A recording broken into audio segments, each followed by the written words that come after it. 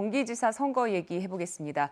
대선 경선 패배 후 정계 은퇴까지 고민했던 유승민 전 의원, 대선 출마가 아닌 이번에는 경기도지사 출마를 선언했습니다. 가족들이 반대가 있었다고 하는데요. 출사표를 던진 것 직접 보시죠.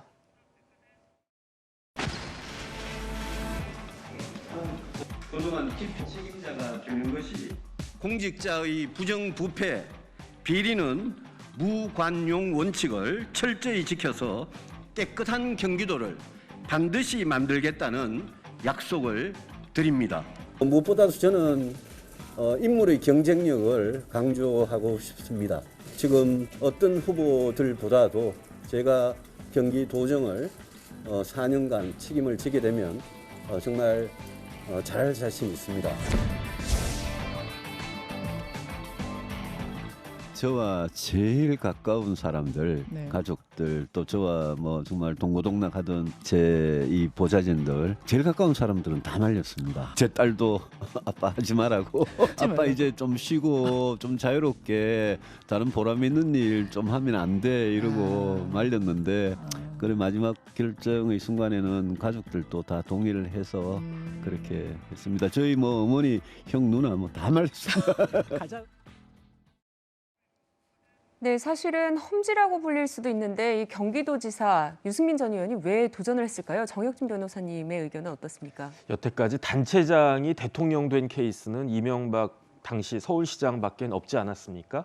그다음에 이제 경기도지사 출신으로는 이번에 이제 이재명 지사 포함해가지고 대통령이 되신 분이 한 번도 없었어요. 그래서 일종의 징크스 아닌가 싶은데, 게다가 이번 대선에서 경기도는 이재명 후보가 윤석열 후보보다 상당히 앞섰단 말이죠. 네. 그래서 이런 상황에서 만약에 유승민 그 의원이 후보가 경기도지사가 된다라고 하면은 그 차기 구도의 일거의 그 뭐 강력한 발판을 얻게 되는 것이 아닌가, 일단 그런 생각이 들어요. 그래서 경기도지사 징크스도 깰 수 있지 않을까, 그런 생각이 들기 때문에 결국은 유승민 의원이 이렇게 그 전 의원이 나오시는 거는 본인이 대선에 대한 뜻을 버리지 못했다, 저는 그렇게 생각을 합니다. 네, 그러면은 이번엔 또 서울로 가보겠습니다. 김동연 대표, 경기도지사 얘기 계속 해보겠습니다. 네, 김동연 대표가 또 서울이 아닌 경기도지사로 가기로 했습니다.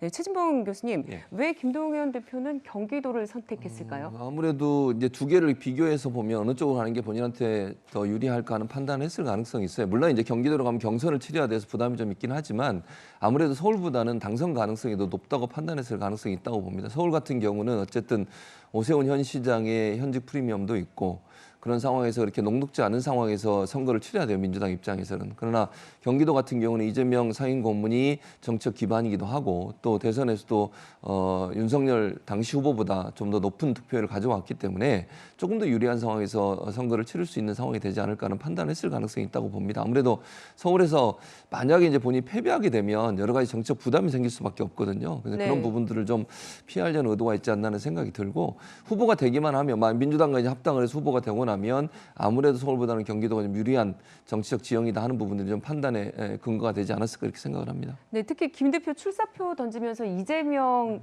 상임 고문의 이름을 언급하기도 했는데 의미가 있을까요? 저는 이제 그거는 경기도지사에 출마하는 모든 민주당 후보들이 다 동일한 말씀을 하고 계세요. 왜냐하면 네. 아까 제가 언급했습니다만 이재명 상임 고문이 경기도 내에서는 어쨌든 영향력을 가질 수밖에 없는 상황이에요, 지금 상황에서. 그리고 이재명 상임 고문, 물론 뭐 저는 적극적으로 뭐 선거에 뛰어들 가능성은 저는 낮다고 보지만, 그럼에도 불구하고 이재명의 마음을 얻었다고 하는 것이 어필이 되는 것은 사실은 본인의 경선 과정의 당선도 그렇고, 또 이제 추후에 만약에 민주당의 후보가 돼서 국민의힘의 후보와 경쟁을 해서 이기는 것도 사실은 이재명 상임 고문의 어떤 지지가 절대적으로 필요한 상황이죠. 이제 그런 부분들을 좀 더 어필하는 것이 본인이 지금 경선 과정, 왜냐하면 당내에는 세력이 없으시잖아요. 어쨌든 네네. 합당을 하더라도 외부에서 들어오신 분이기 때문에 그 힘을 받을 수 있는 유일한 방법은 이재명 상임 고문의 지지를 얻어내서 그걸 통해서 당내 지지 기반을 끌어올리는 방법이 가장 유일한 방법이라고 판단했을 것 같습니다. 네, 그런데 김 대표의 이재명 마케팅에 민주당 주자들이 당장 견제에 나섰습니다. 안민석 조정식 의원, 염태영 전 수원시장 목소리 차례로 들어보시죠. 누가 더 이재명다운가, 그것을 주목할 필요가 있다고 봅니다. 이재명과 안민석은 우연히도 운명적으로 13살 되던 해에 경상도에서 경기도로 이사를 해왔습니다. 불의를 보면 참지 못하는 기질을 가지고 있습니다. 기득권에 끊임없이 저항하고 맞서온 그런 기질을 가지고 있습니다. 그런 기질 면에서 저는 이재명과 참 많이 닮은 꼴입니다. 그 지난 대통령 선거 끝나고 이재명 우리 고문님과 상의를 했고 그 이재명 고문님께서는 잘 준비하라고 하셨습니다. 경선 때부터 그 이재명 후보와 함께했던 그 많은 실무자들 그분들께서 지금 저를 많이들 도와주고 계십니다.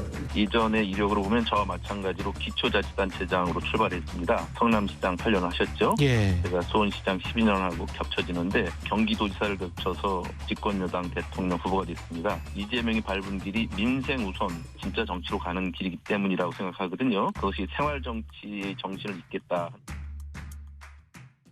네, 이재명 상임고문 이번 지방선거에서 지원 유세에 나설까도 굉장히 이슈입니다. 이 고문에 대한 구의 경쟁 속에 역할론을 들고도 신경전을 벌이는 모양새인데 이현정 의원님 어떻게 보이십니까? 저는 뭐 당연히 나올 거로 봐요. 네. 왜냐하면 아무래도 이제 그 정치라는 게요. 기본적으로 잊혀지기 싫어하는 그게 있습니다. 네. 그냥 정치라는 게 사실은 매일 나오는 텔레비에 나오는 분이 안 나오면 점점 그 유권자들의 머릿속에 잊혀져 버리는 거거든요. 네. 그러니까 지금 이번 저는 지방선거가 참 특색이 있는 게 뭐냐면 대선이 끝난 지 얼마 안 됐는데 대선 주자급들이 전부 다 지방선거에 뛰어들고 있습니다.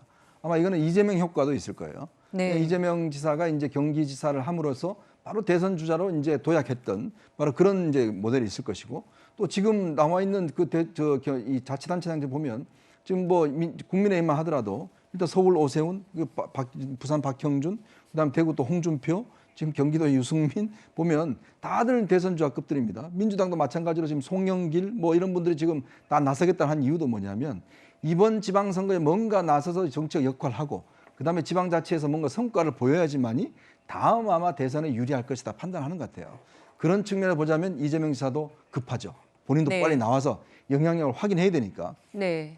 내가 지원해서 당선시켰다라고 한다면 아마 당내에서 어떤 역할이 있기 때문에 저는 이재명 지사 이번에 반드시 지원 유세에 나설 걸로 봅니다.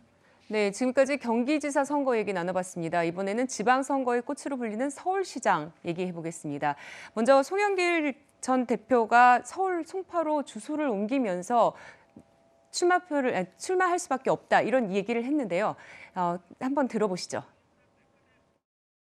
우리 당이 서울시장 선거를 사실상 포기하듯이 가버리면 전국에 이게 영향을 미치게 되고 얼마나 실망을 하시겠어요. 그래서 제 개인의 문제가 아니라 당대표를 지냈던 사람으로서 책임감으로서 대선 패배를 했지만 수용할 수 없는 어떤 아픔들을 달래는 책임을 당이 져야 된다는 생각인 거죠. 근데 일각에서 저한테 강력히 요청을 많이 하니까 또 일부 의원들, 청년 당원들, 또 우리 정성 의원까지 막 찾아와서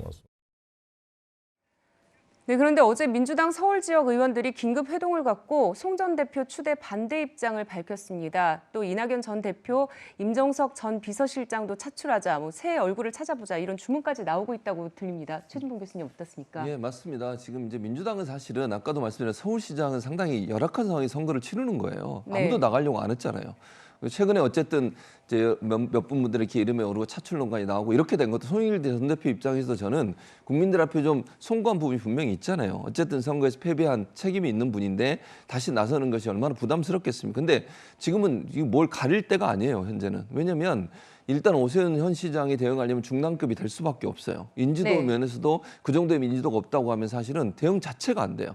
그래서 차출론이 나올 수밖에 없었고 이제 경선을 하게 될 겁니다. 절대로 뭐 전략 공천을 하지 않을 거라고 저는 보는데 당내 반발이 있음에도 불구하고 저는 가능한 많은 사람들이 특히 중량급 있고 좀 지지도가 있는 분들이나 이런 분들이 나왔으면 좋겠어요. 그래서 경선 치러서 정말 민주당이나 국민들이 원하는 후보가 누군지를 좀 찾아내고 그분이 나와서 이제 오세훈 후보가 싸워도 그래도 열악한 상태에서 싸우는 거예요. 그래서 저는 이번 상황에서 뭐 여러 가지 논란도 있을 수 있지만 중량급 있고 인지도가 있는 분들이 많은 부분 나와서 경선을 치러줬으면 좋겠다 이런 생각입니다.